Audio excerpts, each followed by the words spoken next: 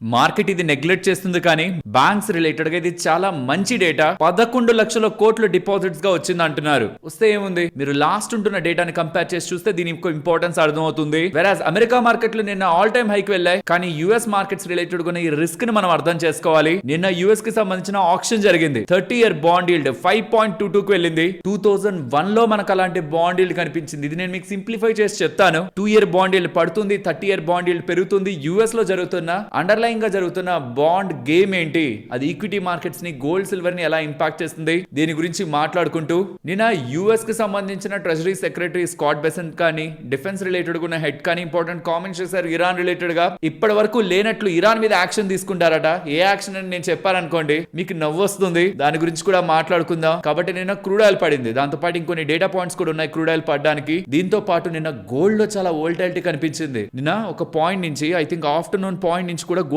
పడుతూ ఇవాళ morning 11 o'clock వరకు కూడా గోల్డ్ పడుతూనే వచ్చింది. కానీ దాని తర్వాత నుంచి స్ట్రాంగ్ గా పెరిగింది. ఇంకా చెప్పాలంటే నిన్న హైస్ నుంచి ఒక 3% పడి ఇవాళ ఈ పాయింట్ ఒక 2% దగ్గరగా రికవర్ అయింది. దీనికి రీజన్స్ ఏంటి, దీని రిలేటెడ్ ఉన్న డేటాని డిస్కస్ చేసుకుంటూ గ్లోబల్ గా ఇండియా పరంగా ఉంటున్న మ్యాక్రో ఎకనామిక్ డేటా పాయింట్స్ ని మాట్లాడుకొని ఎఫ్ఐఎస్ ఒక సెల్లింగ్ అండ్ మార్కెట్ ఒక ఇవాల్టి యాక్టివిటీని డిస్కస్ చేసుకొని మన మార్కెట్ అనాలిసిస్ ని ఎండ్ చేద్దాం. Hello friends, welcome to day trader Telugu. Good evening. అయితే ఫస్ట్ ఈ 11 lakh crore తో స్టార్ట్ చేద్దాం. 11 లక్షల కోట్లు లాస్ట్ 6 వారాల్లో బ్యాంకింగ్ సిస్టమ్ లోకి వచ్చిన డిపాజిట్స్ అట. నిన్న ఆర్బీఐ వాళ్ళు రిలీజ్ చేశారు ఈ డేటా. ఇది కొంత జాగ్రత్తగా గమనించాలి మీరు. నేను మీకు రీసెంట్ టైమ్స్ లో మనం కలెక్ట్ చేసుకుని మాట్లాడుకున్న డేటా పాయింట్స్ తో కంబైన్ చేసి చెప్తాను, మీకు అప్పుడు ఇంపార్టెన్స్ అర్థమవుతుంది. 11 లక్షల కోట్లు అంటే ఇక్కడ ఎంత, $115 billion. ఎంత టైం పీరియడ్ లో, 6 weeks టైం పీరియడ్ లో. ఇది జూలై 31st వరకే ఉంటున్న డేటా. కానీ ఇక్కడ మీరు గమనించారంటే దీనికి ముందు వచ్చిన డేటా మనకి మంచిది కాదు. ఇప్పుడు 11 lakh crore డిపాజిట్స్ వచ్చా అంటున్నాం, కానీ బ్యాంకుల్లోకి ఏప్రిల్ 1st నుంచి జూన్ 15th వరకు 3,87,000 కోట్ల దగ్గరగా డిపాజిట్స్ తగ్గాయి, డిపాజిట్స్ డిక్లైన్ అయ్యాయి. సో ఒక చేత్తో ఏప్రిల్ నుంచి జూన్ మిడ్ వరకు 3,87,000 కోట్ల డిపాజిట్స్ తగ్గిపోతే ఎలాంటి ఫీల్ ఉంటుంది మనకి? డిపాజిట్స్ బ్యాంక్ లో తగ్గిపోతున్నాయంటే మంచిదా చెడ్డదా? బ్యాంక్స్ కి మంచిదైతే కాదు. Credit to deposit ratio impact అవుతుంది. సో అగ్రెసివ్ గా ఈవెన్ ఎక్స్పాన్షన్ బయట ఉన్న బ్యాంక్స్ ఎక్కువగా అప్పులు ఇవ్వలేవు, వాళ్ళ దగ్గర బాగా డిపాజిట్స్ లేకపోతే. ట్రస్ట్ ఏదైనా సన్నగిల్లుతుందా బ్యాంక్స్ రిలేటెడ్ గా? బ్యాంక్స్ ఎందుకు ఈక్విటీ మార్కెట్స్ మంచి అనుకుని పెట్టేస్తూ బ్యాంక్స్ రిలేటెడ్ గా ఏదైనా ప్రెషర్ బిల్డ్ అవుతుందా అని ఒక క్వశ్చన్ మార్క్ కూడా ఉంటది కదా బ్యాంకింగ్ సిస్టమ్ గ్రోత్ రిలేటెడ్ గా మార్కెట్ కి. కానీ లాస్ట్ 6 వారాల్లో జూలై ఎండింగ్ వరకు చూసినప్పుడు 11 లక్షల కోట్ల దగ్గరగా డబ్బులు బ్యాంకింగ్ సిస్టమ్ లోకి వెళ్ళింది. అంటే ట్రస్ట్ బిల్డ్ అవుతున్నట్లా కాదా బ్యాంకింగ్ సిస్టమ్ రిలేటెడ్ గా, బ్యాంక్ డిపాజిట్ రిలేటెడ్ గా? ఇక్కడ మీరు నాకు ఒక ఇంపార్టెంట్ డేటా పాయింట్ ని చెప్పాలి. ఎందుకు అలా స్ట్రైట్ అవే స్టేట్మెంట్స్ చేస్తున్నారు? ఆర్బీఐ వాళ్ళు కొన్ని మెజర్స్ తీసుకున్నారు కదా, ఎఫ్సిఎన్ఆర్ డిపాజిట్స్ పెద్ద మొత్తంలో లక్షల కోట్లలోనే డబ్బు వచ్చింది కదా, మన బ్యాంకింగ్ సిస్టమ్ లోకి వచ్చింది కదా. అంటే ఎస్ వచ్చింది. ఎఫ్సిఎన్ఆర్ డిపాజిట్స్ ద్వారా రీసెంట్ గా ఆర్బీఐ వాళ్ళు చెప్పింది ఏంటి, $40 billion డబ్బులు వచ్చిందని, $40 billion డబ్బులు వచ్చిందని. సో ఈ $115 billion లో, $115.25 billion లో $40 billion ఈ ఎఫ్సిఎన్ఆర్ అండ్ అదర్ రూట్స్ ద్వారా వచ్చిన డబ్బుల్ని మనం తీసేసిన జెన్యూన్ గ్రోత్ $74 billion దగ్గరగా ఉంది deposits the. It is not a small amount. So maybe ఏదైనా ఇంకేదైనా రీజన్స్ తో ఇండియాలో డిపాజిట్స్ పెరుగుతున్నాయేమో, కానీ ఈ డేటా అయితే నాకు చాలా ఇంట్రెస్టింగ్ అనిపించింది. $74 billion ఆఫ్ ఫండ్స్ డిపాజిట్స్ రూపంలో బ్యాంకింగ్ సిస్టమ్ లో 6 weeks లో వచ్చాయనడం నేను పర్సనల్ గా బ్యాంకింగ్ స్పేస్ రిలేటెడ్ గా చాలా మంచి విషయంగానే చూస్తున్నాను. సో ఇది స్పెషల్ గా టాప్ బ్యాంక్స్ కి. అండ్ దట్ ఈ మధ్యకాలంలో మీరు చూస్తే హెచ్డిఎఫ్సి బ్యాంక్ అండ్ ఇతర టాప్ బ్యాంక్స్ అన్నిటికి కూడా డిపాజిట్స్ ఇష్యూ అవుతున్నాయి. కాస్ట్ ఆఫ్ డిపాజిట్స్ పెరుగుతున్నాయి, credit to deposit ratio impact అవుతుంది. వీటన్నిటిని కూడా ఇది కొంత సార్ట్ అవుట్ చేస్తుందా కమింగ్ టైమ్స్ లో? హోప్ నైతే క్రియేట్ చేస్తుంది. సో ఇక్కడ కూడా చూడండి, లాస్ట్ కామెంట్ చూడండి, the recent inflows could is the imbalance by providing banks with larger deposit base to support lending. బయట గ్రోత్ స్ట్రాంగ్ గానే ఉంది, దానికి తగ్గ డిపాజిట్స్ ఈ రీసెంట్ టైమ్స్ లో కనిపించలేదు. కానీ ఇప్పుడు డేటా ఫేవరబుల్ గా ఉంటుండడం, కమింగ్ టైమ్స్ లో వచ్చే నెంబర్స్ లో మనకు ఆ డిపాజిట్స్ కానీ రిఫ్లెక్ట్ అవుతూ ఉంటే మార్జిన్స్ ఇంపాక్ట్ అవుతూ బెటర్ గా నెట్ ఇంట్రెస్ట్ మార్జిన్స్ ఇంపాక్ట్ అవుతూ ప్రాఫిటబిలిటీ ఇంపాక్ట్ అయ్యే అవకాశం ఉండొచ్చు అనే ఒక హోప్ నైతే ఈ డిపాజిట్ డేటా మనకు రైజ్ చేస్తుంది. బ్యాంకింగ్ స్పేస్ లో పెట్టుబడులు పెడుతున్న వాళ్ళు ఇది అండర్లైన్ చేసుకోవాలి. నెక్స్ట్ ఇది మీరు గమనించాలి, చెప్పానా యుఎస్ రిలేటెడ్ గా బాండ్ గేమ్ నడుస్తుందని. యుఎస్ కి సంబంధించిన కాస్ట్లీయెస్ట్ బాండ్ సేల్ నిన్నైతే జరిగింది. 2001లో ఈ లెవెల్లో ఉంది bond yield. 30-year bond yield 5.22 దగ్గరగా వెళ్ళింది. ఇది చాలా ఇంపార్టెంట్. 2-year బాండ్ ఈల్డ్ పడింది 4.1% కో ఎందుకో పడింది. ఎస్ 4.12%. ఇది 2-year బాండ్ ఈల్డ్. కానీ 30-year బాండ్ ఈల్డ్ 5.22% కి రికార్డ్ హైక్ వెళ్ళింది. ఇది స్టీపెస్ట్ కర్వ్ అనమాట బాండ్ ఈల్డ్ రిలేటెడ్ గా. ఇది మీకు అర్థమయ్యేలా నేను ఒక ఇమేజ్ లో పెట్టాను చూడండి. 4.1% 2 ఇయర్ బాండ్ ఈల్డ్ తగ్గి 30 ఇయర్ బాండ్ ఈల్డ్ పెరుగుతుందంటే దాని అర్థం షార్ట్ టర్మ్ లో 2 ఇయర్ బాండ్ ఈల్డ్ అంటే షార్ట్ టర్మ్ ది కదా, 30 ఇయర్ అంటే లాంగ్ టర్మ్ ది కదా. షార్ట్ టర్మ్ లో రిస్క్ తక్కువ ఉంది మార్కెట్ రిలేటెడ్ గా. ఫెడ్ వాళ్ళు అంత ఈజీగా వడ్డీ రేట్లు పెంచరేమో, టైట్నింగ్ కండిషన్స్ అంత ఉండవేమో, ఫేవరబుల్ గానే ఈక్విటీ మార్కెట్స్ రిలేటెడ్ గా ఉంటుందేమో అని బాండ్ డీల్స్ అంటే దాని ఒక వాల్యూ అంత అట్రాక్టివ్ గా కనిపించట్లేదు ఇన్వెస్టర్స్ కి. అంత రిస్క్ లేదనుకుంటున్నారు బాండ్ మార్కెట్ రిలేటెడ్ గా. వెరాస్ లాంగ్ టర్మ్ కి వచ్చేసరికి యుఎస్ డెట్ కండిషన్స్ ఎలా ఉంటాయో, ఇన్ఫ్లేషన్ ఎలా ఉంటుందో, యుఎస్ ఒక ప్రెసెంట్ డెట్ ఎలివేట్ అవుతూ పెరుగుతూ ఉండడం కారణంగా ఆల్సో యుఎస్ రిలేటెడ్ గా ప్రెసెంట్ తీసుకున్న డెసిషన్స్ ఫ్యూచర్ లో చేసే ఇంపాక్ట్ ఇవన్నీ కూడా దృష్టిలో పెట్టుకొని inflation, debt, deficit, term premium, treasury supply వీటన్నిటి దృష్టిలో పెట్టుకొని 30 ఇయర్ బాండ్ ఈల్డ్ 5.22 కు వెళ్ళింది. దాని అర్థం షార్ట్ టర్మ్ లో మార్కెట్స్ బానే ఉండొచ్చేమో, కానీ లాంగ్ టర్మ్ లో risk towards the high PE ఉంటాయి కదా, బీభత్సంగా పీఈని పెట్టేసి ఉంటారు కదా, ప్రైస్ ట్రేడింగ్ పెట్టేసి దాని గాల్లో లేపుతూ ఉంటారు కదా, ఆ కంపెనీస్ రిలేటెడ్ గా లాంగ్ టర్మ్ లో కొంత ప్రెషర్ ఈ 30 ఇయర్ బాండ్ ఈల్డ్ రైజ్ అవుతుండడం మనం మైండ్ లో పెట్టుకోవాలి. షార్ట్ టర్మ్ బానే ఉంటుందనేలా, యుఎస్ ఎన్విరాన్మెంట్ బానే ఉంటుందనేలానే మనకి డేటా త్రూ ఈ బాండ్ ఈల్డ్ ద్వారా, బాండ్ మార్కెట్ ద్వారా మనం అర్థం చేసుకోవచ్చు. సో ఈల్డ్ కర్వ్ అయితే స్టీపెన్ అవుతూ ఉంది. కాబట్టి మీరు నేను చూస్తే యూఎస్ కి సంబంధించిన S&P 500 రికార్డ్ హైస్ ని కొట్టింది, నాస్డాక్ పెరిగింది. Most of the stocks recent times లో పడ్డ స్టాక్స్ నే రికవర్ అయ్యాయి. It is understandable. ఇక్కడ బాండ్ డేటాతో కూడా మ్యాచ్ అవుతూ ఉంది. But high PE and more volatile గా భారీగా పెరుగుతూ ఏదో చిన్న చిన్న లాజిక్స్ తో భారీగా పెరుగుతున్నావు కాస్త లాంగ్ టర్మ్ లో డీప్ కరెక్షన్ కి వెళ్ళడానికి కూడా ఆస్కారం ఉందనేది మనకి 30 ఇయర్ బాండ్ ఈల్డ్ పెరుగుతుండడం మనం అర్థం చేసుకోవాలి. అండ్ నిన్న మీరు గమనిస్తే క్రూడ్ ఆయిల్ పడిందా, రీసెంట్ టైమ్స్ లో ఉంటున్న ఇష్యూస్ తో $91 పర్ బ్యారెల్ కి వెళ్ళింది కాస్త, నియర్లీ 70 బిలో నుంచి 91 కి వెళ్ళింది కాస్త ఇప్పుడు 87 బిలోకి ఉందా. కారణం యుఎస్ కి సంబంధించిన క్రూడ్ ఇన్వెంటరీస్, క్రూడ్ నిల్వలు స్ట్రైట్ అవే 3 ఇయర్ హై కి వెళ్ళిపోయాయి అనమాట. 2023 లో అనుకుంటాను క్రూడ్ ఇన్వెంటరీస్ వాళ్ళ రిలేటెడ్ గా ఇలాంటి డేటా వస్తుండడం. 7.4 మిలియన్ బ్యారల్స్ పెరిగి ప్రెసెంట్ 422.4 మిలియన్ బ్యారల్స్ కి క్రూడ్ ఇన్వెంటరీస్ యుఎస్ రిలేటెడ్ గా ఉన్నాయి. 17.4 మిలియన్ బ్యారల్స్ పెరిగింది. చెప్పానా 2023 హై లెవెల్స్ కి వెళ్తూ ఉండడం ఇన్వెంటరీ డేటా. దీంతో పాటు ఒపెక్ వాళ్ళు కూడా వాళ్ళ ఆయిల్ డిమాండ్ ఫోర్కాస్ట్ ని కట్ చేస్తూ ఉండడం, ఆయిల్ రిలేటెడ్ గా డిమాండ్ అంత స్ట్రాంగ్ ఉండదనేలా వాళ్ళ ఫోర్కాస్ట్ ని చెప్తుండడం. ఇవి కూడా ఈ రెండు కూడా క్రూడ్ ఆయిల్ రిలేటెడ్ గా ధర పడ్డానికి ప్రధానమైన కారణాలు. బట్ అమెరికా నుంచి ఏం స్టేట్మెంట్స్ వస్తున్నాయి చూడండి. అమెరికాకు సంబంధించిన US secretary of defence, US వాళ్ళు ఇరాన్ వాళ్ళు ఇక్కడ బ్లాక్ చేస్తే బ్లాకేడ్ వాళ్ళు ఇంకొక దగ్గర పెట్టారు కదా, ఇరాన్ వదిలినా మేము ఆపేస్తామని. ఆ బ్లాకేడ్ ఇండెఫినెట్ గా ఉంటుంది. అదేవో పెట్టాం అది ఆపేస్తామని కాదు, అది ఇండెఫినెట్,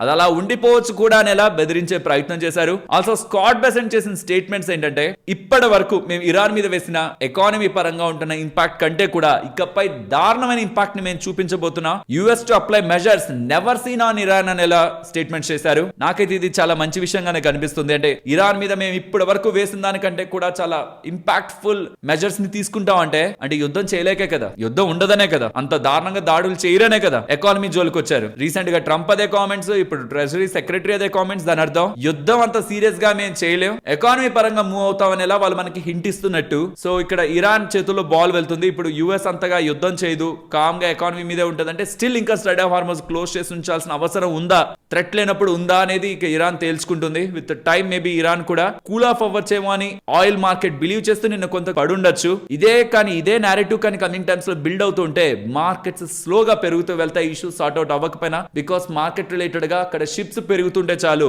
వెళ్ళడం పెరుగుతుంటే చాలు, ఇష్యూ స్లోగా డైల్యూట్ అవుతుందని మార్కెట్ బిలీవ్ చేస్తుంది. సో కమింగ్ టైమ్స్ లో స్ట్రైట్ ఆఫ్ హార్మోస్ నుంచి పాస్ అవుతున్న షిప్స్ డేటాని యాక్టివ్ గా గమనిస్తూ వద్దాం. ఏదైనా interesting data, number of ships పెరుగుతున్నాయి అనుకోండి, స్లోగా మార్కెట్ లో అండర్లైన్ గా కూడా అది బెస్ట్ డేటాగా కనిపిస్తుంది. కాబట్టి అది మనం ముందుగానే మార్కెట్ రిలేటెడ్ గా ఎన్విరాన్మెంట్ బెటర్ అవుతుందా అని ఒక సంకేతాన్ని మనకి ఇస్తుంది. దాన్ని నెక్స్ట్ ఎటువంటి చేంజెస్ ఉన్నా, డీప్ చేంజెస్ ఉన్నా మీకు నేను వెంటనే అప్డేట్ చేసే ప్రయత్నం చేస్తాను.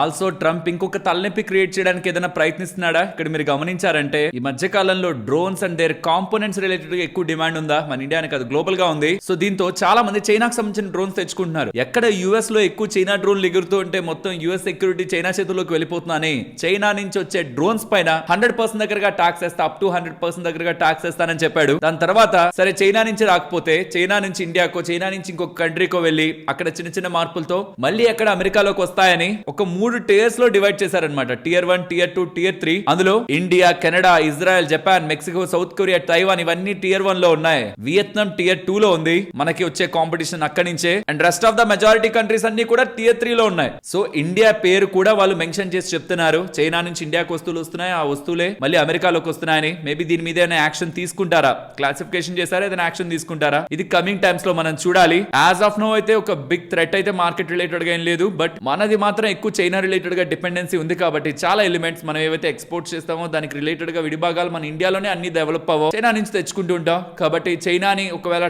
కార్నర్ చేయాలనుకుంటే ఇండైరెక్ట్ గా ఇండియా రిలేటెడ్ గా కూడా ఆ ఇంపాక్ట్ అయితే పడుతుంది. నెక్స్ట్ బంగారం వెండి గురించి మాట్లాడుకోవాలి.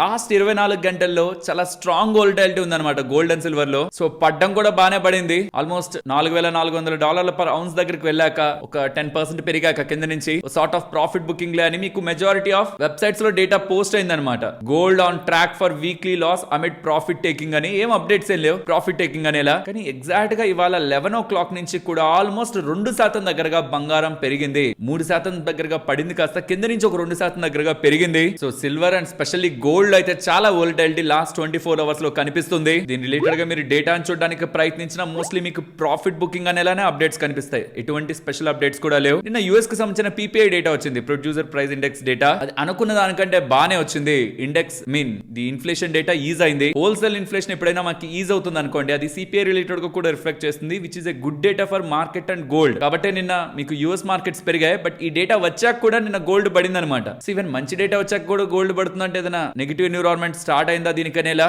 ఎంటైర్ కమ్యూనిటీ అంతా కూడా ప్రాఫిట్ బుకింగ్ గోల్డ్ లో స్టార్ట్ అయింది. ఈవెన్ పీపీఐ డేటా వచ్చిన తర్వాత కూడా గోల్డ్ ఫాలో అయిందనేలా మీకు ఆర్టికల్స్ కనిపిస్తూ ఉంటాయి. బట్ ఇవాళ మళ్ళీ 11 o'clock నుంచి కూడా బంగారం మళ్ళీ కొంత పెరగడం అయితే పెరిగింది. రీసెంట్ హైక్ అయితే వెళ్ళలేదు, కొంత డిస్టెన్స్ లో $100 డిస్టెన్స్ లో ఉంది. ఆల్సో గోల్డ్ నెక్స్ట్ 2 నుంచి 3 నెలల్లో 15 నుంచి 20% పెరిగే అవకాశం ఉంటుందని.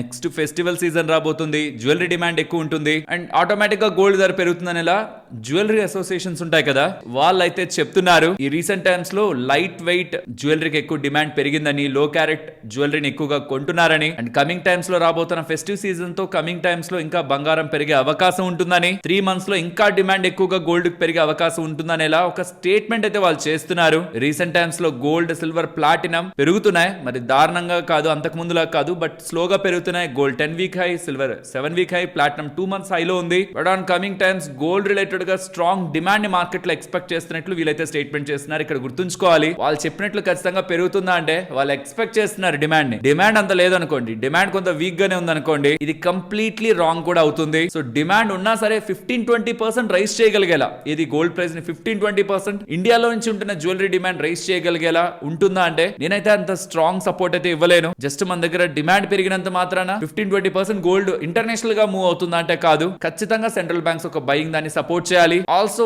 గోల్డ్ పెరుగుతున్నప్పుడు వచ్చే ఈటీఎఫ్ ఇన్వెస్ట్మెంట్స్ ఉంటాయా, వాటి యొక్క రోల్ కూడా స్ట్రాంగ్ గా ఉంటుంది. ఇక్కడ జ్యువెలరీ రిలేటెడ్ గా వెళ్లే ఇన్వెస్ట్మెంట్స్ వేరు, మళ్ళీ బార్స్ అండ్ కాయిన్స్ రిలేటెడ్ గా వెళ్లే ఇన్వెస్ట్మెంట్స్ వేరు. వీళ్ళు మాట్లాడుతున్నది జ్యువెలరీ రిలేటెడ్ గా ఇన్వెస్ట్మెంట్స్ అనమాట. సో 15-20% ఇన్ 2-3 months అనేది కొంచెం హై ఎక్స్పెక్టేషన్ లానే కనిపిస్తుంది. మీరేమనుకుంటున్నారు? కమింగ్ టైమ్స్ లో బంగారం ఇక్కడే స్టెబిలైజ్ అవుతుంది ఫర్ ద ఇయర్స్ పార్ట్ అనుకుంటున్నారా, లేకపోతే నెక్స్ట్ పెరుగుతుంది, ఫెస్టివల్ సీజన్ వస్తుంది కాబట్టి పెరుగుతుంది అనుకుంటున్నారా? బికాస్ లాస్ట్ చాలా ఫెస్టివల్ ఇయర్స్ ని మీరు చూసినా సరే 20-30% లేకపోతే 15-20% ప్రతి ఫెస్టివల్ సీజన్ కి గోల్డ్ పెరగదు, but they are expecting. And మీ ఒపీనియన్ ఏంటో కూడా కామెంట్ సెక్షన్ లో చెప్పండి, నాది షేర్ చేశాను. And FIs data as of no update అవ్వలేదు, రాగానే ఇక్కడ యాడ్ చేస్తాను, లేదంటే కింద కామెంట్ సెక్షన్ లో మెన్షన్ చేస్తాను. అండ్ ఎఫ్ఐఎస్ ఇవాళ 508 crores కి బై చేస్తూ ఉంటే డిఐఎస్ కూడా 356 crores కి ఇవాళ బై చేస్తున్నారు. బట్ వాళ్ళ యాక్టివిటీ ఇవాళ చాలా లో ఉంది. Both FIs and DIs normal activity కంటే ఇవాళ తక్కువ ఉంది. అండ్ వాళ్ళ షార్ట్స్ 87% దగ్గరగానే ఉన్నాయి. రీసెంట్ టైమ్స్ లో మీరు చూస్తున్నదే 24,300 దగ్గరికి వెళ్తది, అక్కడి నుంచి స్టెబిలైజ్ అవుతుంది, ఆ కొంత కిందకి వెళ్ళా మళ్ళీ పైకి వచ్చి క్లోజ్ అవుతుంటది. 24,770 ఆ 200 day మూవింగ్ యావరేజ్ దగ్గరికి వెళ్తున్నప్పుడు స్ట్రగుల్ అవుతుంది మార్కెట్. సో రీసెంట్ టైమ్స్ లో రిపీటెడ్ గా మనం మాట్లాడుకుంటున్న జోన్ అది. అండ్ ఇవాళ కూడా మార్కెట్ పడుతున్నప్పుడు వెళ్ళిన కిందకి వెళ్ళిన లెవెల్ 24,296. సో 24,300 కింద, 24,770 పైన ఈ జోన్స్ ని మార్కెట్ దాటి ఒక 2 రోజులైన మార్కెట్ దాని కింద స్టెబిలైజ్ అయితేనే కానీ మార్కెట్ ఒక సైడ్ వెళ్తుందనేలా మనం అనుకోలేము. మార్కెట్ రీసెంట్ టైమ్స్ లో కొంత రేంజ్ బౌండ్నెస్ ని మెయింటైన్ చేస్తుంది. సో అదే కంటిన్యూ అవ్వచ్చు. అండ్ ఇప్పుడు ఇది ఫ్రైడే, రేపు సాటర్డే సండే కదా, యూజువల్ గా ఒక వీకెండ్ వచ్చిందంటే ట్రంప్ ఇరాన్ రిలేటెడ్ ఏదైనా బిగ్ అప్డేట్ ఉంటుందా అని చూసే రోజుల నుంచి మార్కెట్ ఇప్పుడు ఏమొస్తుందిలే, వచ్చిన దాన్ని పట్టించుకోవాల్సిన అవసరం అనే ఇలాంటి జోన్ కి, రెసిస్టెన్స్ జోన్ కి, అంటే రెసిస్టెన్స్ ఇన్ ద సెన్స్ వాటికి ఇంపార్టెన్స్ తగ్గించేసిన జోన్ కి అయితే మార్కెట్ వచ్చింది. లెట్స్ సీ వీకెండ్ లో ఏదైనా ఇంట్రెస్టింగ్ మార్కెట్ మూవింగ్ ఫ్యాక్టర్స్, ఏదైనా డేటా పాయింట్స్ ఏదైనా ఉంటాయని. ఏదైనా ఉన్నా మీకు నేను వెంటనే మార్కెట్ ఓపెనింగ్ కి ముందే మన వాట్సాప్ అండ్ టెలిగ్రామ్ ఛానల్స్ లో అప్డేట్ చేస్తాను. వాటి యొక్క అఫీషియల్ లింక్స్ మీకు డిస్క్రిప్షన్ కామెంట్ సెక్షన్ లో ఉంటాయి. దయచేసి చాలా ఫేక్ ఛానల్స్ ఉంటున్నాయి, వాటిని నమ్మకండి ఫ్రెండ్స్. ఇలా మార్కెట్ రిలేటెడ్ ఉన్న టోటల్ ఇన్ఫర్మేషన్ సింప్లిఫై చేస్తూ కంటెంట్ మీ ముందుకు తీసుకురావడానికి మేము ప్రాపర్ ఎఫర్ట్స్ ని పెట్టామని మీరు అనుకుంటే మన వీడియోని ఒక లైక్ చేస్తూ పెడుతున్న ఎఫర్ట్స్ ఎక్స్పోర్ట్స్ ని ఎంకరేజ్ చేయండి. నెక్స్ట్ ఇవాళ అల్యూమినియం స్టాక్స్, ఈవెన్ అల్యూమినియం అనే కాదు మెజారిటీ ఆఫ్ మెటల్ స్టాక్స్ అన్ని పడ్డాయి. దాంట్లో అల్యూమినియం స్టాక్స్ పడ్డానికి కారణం రీసెంట్ టైమ్స్ లో ఏ కారణంతో అయితే అవి పెరిగాయో ఈ Norway based largest aluminium related గా ఉంటున్న అల్యూమినియం ప్రొడక్షన్ రిలేటెడ్ ఉన్న ప్లేయర్ ఆల్నోట్ వాళ్ళు ప్రొడక్షన్ ఆపేస్తున్నారని ఇలా వస్తున్న అప్డేట్స్ తో మిగిలిన వాళ్ళకి ఎక్కడ అడ్వాంటేజ్ వస్తుందని స్టాక్స్ బాగా పెరిగాయి. కానీ ఇప్పుడు ఆపడానికి కారణమైన గ్యాస్ ఇష్యూని వీళ్ళు సార్ట్ అవుట్ చేసుకున్నారని, వేరే వాళ్ళతో డీల్ ని కుదుర్చుకున్నారని, సెల్బా వాళ్ళతో వాళ్ళు గ్యాస్ సప్లయర్ వాళ్ళతో అగ్రిమెంట్ ని కుదుర్చుకొని గ్యాస్ ఇష్యూని సార్ట్ అవుట్ చేసుకోవడం వల్ల త్వరలోనే వాళ్ళు మళ్ళీ ప్రొడక్షన్ ని స్టార్ట్ చేస్తారు అనేసరికి ఏ కారణంతో అయితే అల్యూమినియం కంపెనీ పెరిగాయో అదే రీజన్ తోనే వాళ్ళ పడ్డాయి. మీరు చూస్తే ఆ పాయింట్ లో వేదాంత అల్యూమినియం పెద్దగా పెరగలేదు కాబట్టి వాళ్ళు పెద్దగా పడలేదు. వెరాజ్ నాల్కో అండ్ హిందాల్కో హైయెస్ట్ గా, నాల్కో తర్వాత హిందాల్కో అయితే ఇవాళ మనకి పడింది. జూలైకి సంబంధించిన ఎస్ఐపి ఇన్ఫ్లోస్ డేటా లభిస్తూ ఉంది. ఇక్కడ మీరు చూసారంటే రికార్డ్ స్థాయి కొడుతుందన్నమాట. 31,961 crore జూలైలో ఎస్ఐపి ఇన్ఫ్లోస్ వచ్చాయని 12.3% ఇయర్ ఆన్ ఇయర్ లో అది పెరిగినట్లు అప్డేట్ అయితే మనకి కనిపిస్తూ ఉంది. స్ట్రాంగ్ ఎస్ఐపి డేటానే ప్రెసెంట్ రిఫ్లెక్ట్ అవుతూ ఉంది. నెక్స్ట్ జీ ఎంటర్టైన్మెంట్ గురించి మాట్లాడుకోవాలి. జీ ఎంటర్టైన్మెంట్ వాళ్ళకి సెక్యూరిటీ అప్లైట్ ట్రిబ్యునల్ వాళ్ళ దగ్గర నుంచి మంచి వార్త అప్డేట్ అయింది. బికాస్ గతంలో సెబీ వాళ్ళు వీళ్ళ ప్రమోటర్స్ ని పక్కన పెట్టారు. వీళ్ళ ప్రమోటర్స్ చేసిన హైదరాబాద్ రిలేటెడ్ గా జీ ఎంటర్టైన్మెంట్ అండర్ లో ఉంటున్న ఆస్తుల్ని వాళ్ళ సొంత ప్రయోజనాల కోసం షూరిటీ పెడుతూ ఉండడం సెబీ అది తప్పు అని చెప్తూ ప్రమోటర్స్ ని పక్కన పెట్టింది అండ్ వాళ్ళని ట్రాన్సాక్షన్స్ కూడా చేయొద్దనేలా రిస్ట్రిక్షన్స్ ని పెట్టింది. సో జీ ఎంటర్టైన్మెంట్ వాళ్ళు ఫండ్ రైజింగ్ లో ఇష్యూ అవుతుందనేలా మార్కెట్ భావిస్తూ స్టాక్ అయితే పడింది. కానీ ఇప్పుడు సెక్యూరిటీ అప్లైట్ ట్రిబ్యునల్ వాళ్ళు సెబీ వాళ్ళు చెప్పిన పెనాల్టీని అయితే 1 వీక్ లోపు డిపాజిట్ చేస్తూ ప్రమోటర్స్ కి వారెంట్ ఇష్యూ చేయడంలో ఎటువంటి ప్రాబ్లం లేదని, జీ ఎంటర్టైన్మెంట్ రిలేటెడ్ గా 3,100 ఫండ్ రైజ్ రిలేటెడ్ గా సెబీని క్వశ్చన్ చేస్తూ పబ్లిక్ షేర్ హోల్డర్స్ దగ్గర నుంచి కూడా అప్రూవల్ వచ్చాక ఫండ్ రైజ్ ని ఎందుకు ఆపాలనే రిలేటెడ్ గా అప్డేట్స్ చేస్తూ ఉండడం, interim relief Zee entertainment కి ప్రొవైడ్ చేస్తుండడం, ప్రిఫరెన్షియల్ ఇష్యూ రిలేటెడ్ గా ముందుకు వెళ్ళమని స్టాక్ కి వాళ్ళ కొంత మంచిగా రియాక్ట్ అయింది. ఈవెన్ జీ ఇప్పుడు మ్యూచువల్ ఫండ్స్ రిలేటెడ్ గా ఆపరేషనల్ ఎక్స్పెన్సెస్ ని కూడా యాక్సెస్ చేసుకోవచ్చు అనేలా అప్డేట్స్ చేసింది ఎస్ఐటి వాళ్ళు. ఇవన్నీ కూడా జీ ఎంటర్టైన్మెంట్ కి గతంలో వచ్చిన అప్డేట్ కంటే బెటర్ గా ఉంటున్నాయి కాబట్టి మార్కెట్ లో ఇవాళ స్టాక్ పెరిగింది. నెక్స్ట్ కల్పతరు ప్రాజెక్ట్స్ వీళ్ళకి 3,526 crores విలువ చేసే new orders industrial plant, power transmission and distribution, residential building related గా లభించాయని ఎక్స్చేంజెస్ కి అప్డేట్ చేశారు. నెక్స్ట్ ట్రాన్స్ఫార్మర్స్ అండ్ రెక్టిఫైర్స్ గురించి మాట్లాడుకోవాలి. వీళ్ళకి ఏపీ ట్రాన్స్కో దగ్గర నుంచి ట్రాన్స్ఫార్మర్ ఆర్డర్ లభించిందంట. 100 to 500 crore విలువ ఇది ఉంటుందని లార్జ్ ఆర్డర్ లో దీన్ని వీళ్ళు క్లాసిఫై చేస్తున్నట్టు ఆంధ్రప్రదేశ్ నుంచి లభించిన ఈ ఆర్డర్ ని నెక్స్ట్ 13 months లో వీళ్ళు కంప్లీట్ చేసుకుంటారనేలా అప్డేట్ చేశారు. నెక్స్ట్ మాన్ ఇండస్ట్రీస్ గురించి మాట్లాడుకోవాలి. వీళ్ళకి ఖతార్ ఎనర్జీ రిలేటెడ్ గా ఎల్సా పైప్స్ రిలేటెడ్ గా వీళ్ళని ప్రిఫర్డ్ మ్యానుఫ్యాక్చరర్ గా అప్రూవ్ చేస్తున్నట్లు అప్డేట్స్ అయితే కనిపిస్తున్నాయి. సో దీంతో వీళ్ళు ఖతార్ కు సంబంధించిన ఎనర్జీ ఇన్ఫ్రాస్ట్రక్చర్ లో లార్జ్ డయామీటర్ పైప్ రిక్వైర్మెంట్స్ కి మీట్ అవుతున్నట్టు, ఖతార్ ఎనర్జీకి సంబంధించిన multi year project pipe line లో వీళ్ళకి ఇప్పుడు డైరెక్ట్ యాక్సెస్ దొరుకుతుంది. వీళ్ళ దగ్గర ఆల్రెడీ 1.6 మిలియన్ దగ్గరగా మెట్రిక్ టన్ పర్ ఆనం దగ్గరగా కంబైన్డ్ ఇన్స్టాల్ మ్యానుఫ్యాక్చరింగ్ కెపాసిటీ ఉంది. కాబట్టి రీసెంట్ టైమ్స్ లో వీళ్ళు సౌదీ అరేబియా రిలేటెడ్ గా ఎక్స్పాన్షన్ చేశారు త్రూ ఎన్పిసి. ఇప్పుడు ఖతార్ రిలేటెడ్ గా కూడా బిజినెస్ వీళ్ళు గెయిన్ అవుతున్నట్టు వెరీ ఇంట్రెస్టింగ్ అప్డేట్. ఇప్పుడు షేర్ చేసిన ఇన్ఫర్మేషన్ మీకు వాల్యుబుల్ గా అనిపించిందా? అనిపిస్తే మన వీడియోని తప్పకుండా లైక్ చేయండి. ఎస్కార్ట్స్ క్యూబోటా వాళ్ళు ఉన్నారా? వాళ్ళు ఒక కొత్త ట్రాక్టర్ ని రిలీజ్ చేశారు. ఇండస్ట్రీ ఫస్ట్ 8 year ట్రాన్స్ఫరబుల్ వారంటీతో, 8 year పాటు వారంటీ ఉంచుతారు. ఈవెన్ ఓనర్షిప్ ని ట్రాన్స్ఫర్ చేసినా సరే వారంటీ ఉంటుంది అంటున్నారు. యూజువల్ గా ది టర్మ్స్ అండ్ కండిషన్స్ లో ఫస్ట్ ఓనర్ కి అప్లై అవుతుంది. కానీ 8 years పాటు ఇంకొక ఓనర్ వచ్చినా సరే వాళ్ళకు కూడా ఆ వెహికల్ రిలేటెడ్ గా వారంటీ అప్లై అవుతుందని M4502 M5002 ఈ రెండు ట్రాక్టర్స్ ని లాంచ్ చేస్తున్నట్లు with Kubota KQ P4 engine farming and commercial applications కోసం ఈ ట్రాక్టర్స్ యూజ్ అవుతాయనేలా అప్డేట్స్ చేశారు. అండ్ ఆ ట్రాక్టర్స్ ఒక ఇమేజెస్ మీకు ఇక్కడ స్క్రీన్ ముందు పెడుతున్నాను. టైమ్ టెక్నోప్లాస్ట్ వాళ్ళు ఉన్నారా? వాళ్ళకి 2,48,00,000 విలువ చేసే hydrogen storage system order NTPC వాళ్ళ దగ్గర నుంచి లభించిందని, ఇది నెక్స్ట్ 4 years లో ఎగ్జిక్యూట్ చేస్తారని, first hydrogen storage and fuel delivery system related గా లభించిన ఆర్డర్ అని టైమ్ టెక్నోప్లాస్ట్ వాళ్ళు చెప్తున్నారు. సాత్విక్ గ్రీన్ ఎనర్జీ వాళ్ళకి 132 crore solar PV module supply order లభించిందని, బై జనవరి 2027 దీన్ని కంప్లీట్ చేసుకుంటారని అప్డేట్ చేశారు. ఆస్వాల్ పంప్స్ వీళ్ళకి 78 crore విలువ చేసే ఆర్డర్ NBPDCL వాళ్ళ దగ్గర నుంచి, north Bihar power distribution company limited వాళ్ళ దగ్గర నుంచి వచ్చిందని, 9 months లో ఇది ఎగ్జిక్యూట్ చేసి ఆ తర్వాత 10 years పాటు ఆపరేషన్ అండ్ మెయింటెనెన్స్ కూడా వీళ్ళు చూస్తారని అప్డేట్స్ చేస్తున్నారు. ఆల్సో అశోక బిల్డ్కాన్ వాళ్ళకి REC వాళ్ళ దగ్గర నుంచి ట్రాన్స్మిషన్ ప్రాజెక్ట్ లభించినట్టు, ఈ ప్రాజెక్ట్ రిలేటెడ్ గా యాన్యువల్ ట్రాన్స్మిషన్ చార్జెస్ వీళ్ళకి 120 26 crore 55 lakhs గా 35 ఇయర్స్ కి వస్తుందని 24 మంత్స్ లో దీన్ని కంప్లీట్ చేసి నెక్స్ట్ 35 ఇయర్స్ రిలేటెడ్ గా ఆపరేషన్ అండ్ మెయింటెనెన్స్ కూడా వీళ్ళు చూసుకోబోతున్నట్టు టారిఫ్ బేస్డ్ కాంపిటేటివ్ బిడ్డింగ్ లో వీళ్ళకి ఆర్డర్ లభించిందని ఎలా అశోక బిల్డ్ కాన్ వాళ్ళు అప్డేట్ చేశారు. నెక్స్ట్ ఈ కంపెనీ చాలా స్ట్రాంగ్ నంబర్స్ ని పోస్ట్ చేసింది. మీరు జస్ట్ ఒకసారి అర్థం చేసుకోవడానికి ప్రయత్నించండి. ఇది 88p లో ట్రేడ్ అవుతున్న కంపెనీ. ఐ మీన్ అట్రాక్టివ్ గా కిందేం లేదు, పైనే ఉంది, పైన కూర్చొని ఉంది. ఈ కంపెనీ పేరు knowledge marine and engineering works. వీళ్ళు డ్రెగ్గింగ్ సర్వీసెస్ ఇస్తూ ఉంటారు అండ్ వీళ్ళకంటూ డ్రెగ్గింగ్ సర్వీసెస్ ఇచ్చేలా మెరైన్ క్రాఫ్ట్స్ కానీ repair and maintaining and marine infrastructure వీళ్ళకు ఉంది. లాస్ట్ 1 year లో చూసారంటే కాన్స్టెంట్ గా ఒక 800 రూపాయల నుంచి 2800 వరకు పెరుగుతూ వచ్చింది. అండ్ దానికి తగ్గట్టే నెంబర్స్ కూడా ఉన్నాయి. రెవెన్యూ చూడండి, ఇయర్ ఆన్ ఇయర్ లో 138%, క్వార్టర్ ఆన్ క్వార్టర్ లో 71%. మార్జిన్స్ ఎలివేట్ అవుతున్నాయి. రెవెన్యూ పెరిగిన దానికంటే కూడా ఇక్కడ హైలైట్ చేస్తున్నది మార్జిన్స్ అనమాట. క్వార్టర్ ఆన్ క్వార్టర్ లో margin jump, year on year లోనూ మార్జిన్ జంప్. దీంతో profitability quarter on quarter basis లో కూడా లాస్ట్ క్వార్టర్ తో కంపేర్ చేస్తే కూడా 166% జంప్, ఇయర్ ఆన్ ఇయర్ లో 466% జంప్. టోటలీ బీట్ చేస్తున్నాయి నెంబర్స్. టోటలీ నెంబర్స్ అయితే బాగున్నాయి. భారత్ డైనమిక్స్ వాళ్ళ నెంబర్స్ ఇయర్ ఆన్ ఇయర్ లో 131% గ్రోత్, క్వార్టర్ ఆన్ క్వార్టర్ లో 19% growth. Margin year on year and quarter on quarter తో పోలిస్తే బెటర్ గా వచ్చింది. సో ఇయర్ ఆన్ ఇయర్ లో లాస్ట్ టైం ఒక డిఫరెన్షియేటెడ్ ఎక్సెప్షనల్ థింగ్ కారణంగా సో ఇయర్ ఆన్ ఇయర్ లో నెంబర్స్ చాలా ఎలివేటెడ్ గా వస్తున్నట్లుంటాయి కానీ బట్ స్టిల్ దాన్ని పక్కన పెట్టి చూసినా నెంబర్స్ బాగున్నాయి. But anyway profit year on year లో 547, క్వార్టర్ ఆన్ క్వార్టర్ లో 5% గ్రో అయింటుంది. Overall good set of numbers. Next HMA Agro గురించి మాట్లాడుకోవాలి ఫ్రెండ్స్. ఇది 24 రూపాయల దగ్గరగా ట్రేడ్ అయ్యే కంపెనీ. స్టాక్ పి మీకు 5 దగ్గరగా కనిపిస్తూ ఉంటుంది. ROCE 16, ROE 19 దగ్గరగా ఉంటుంది. కానీ వీళ్ళు చేసే బిజినెస్ ఏంటో మీకు తెలియాలి. వీళ్ళు food and agro products related గా బిజినెస్ చేస్తుంటారని చెప్తారు. అండ్ ఏం బిజినెస్ చేస్తుంటారు వీళ్ళు? Frozen buffalo meet and prepared and frozen natural products, vegetables and serials related గా బిజినెస్ చేస్తుంటారు. వీళ్ళు ఒక లీడింగ్ మీట్ మాంసం రిలేటెడ్ గా లీడింగ్ ఎక్స్పోర్టర్ అనమాట. వీళ్ళు నెంబర్స్ ని పోస్ట్ చేశారు. ఆ నెంబర్స్ ఎలా ఉన్నాయి ఇక్కడ మీరు స్క్రీన్ మీద గమనించండి. రెవెన్యూ 88% ఇయర్ ఆన్ ఇయర్ లో గ్రో అయింది. బట్ ప్రాఫిట్ వచ్చేసరికి 8361% గ్రో అయినట్లు మీకు కనిపిస్తుంది. థ్యాంక్స్ టు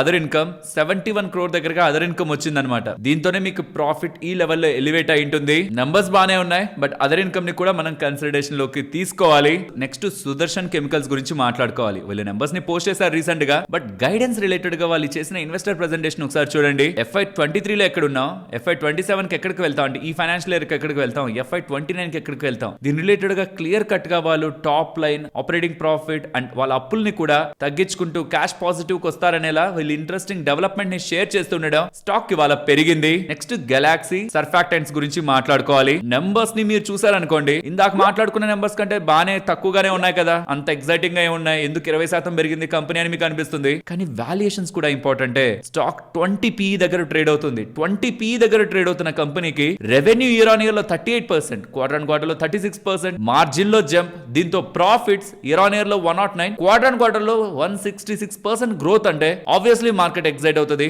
అదే వాళ్ళ జరిగింది. స్టాక్ పెరిగింది అండ్ దాంతో పాటు మేనేజ్మెంట్ వాళ్ళ గైడెన్స్ ని కూడా పెంచారు. ఇన్వెస్టర్ సెంటిమెంట్ ని బూస్ట్ చేసేలా గైడెన్స్ కూడా పెరుగుతూ ఉండడం. అండ్ లాస్ట్ 5 years నుంచి స్టాక్ పెద్దగా ఎక్కడికి మూవ్ అవ్వలేదు, అక్కడక్కడే తిరుగుతూ ఉంది. నెంబర్స్ బాగా పోస్ట్ చేస్తూ గైడెన్స్ బాగా ఇచ్చేసరికి స్టాక్ ఇవాళ 20% అప్పర్ సర్క్యూట్ ని కొట్టింది. FY27 గైడెన్స్ ని, ఎబిటా పర్ టనేజ్ గైడెన్స్ ని 19,000 to 21,000 నుంచి 24,000 to 25,000 పర్ టన్ కి మేనేజ్మెంట్ MD K నటరాజన్ గారు ఇంక్రీజ్ చేశారు. ఈ అప్డేట్స్ కూడా కంపెనీ పెరగడానికి ప్రధానమైన కారణం. సరే మరి నేను ఉండనా, మరొక ఇంట్రెస్టింగ్ వీడియోతో మళ్ళీ మీ ముందుకు వస్తాను. అంతవరకు టేక్ కేర్, జై హింద్.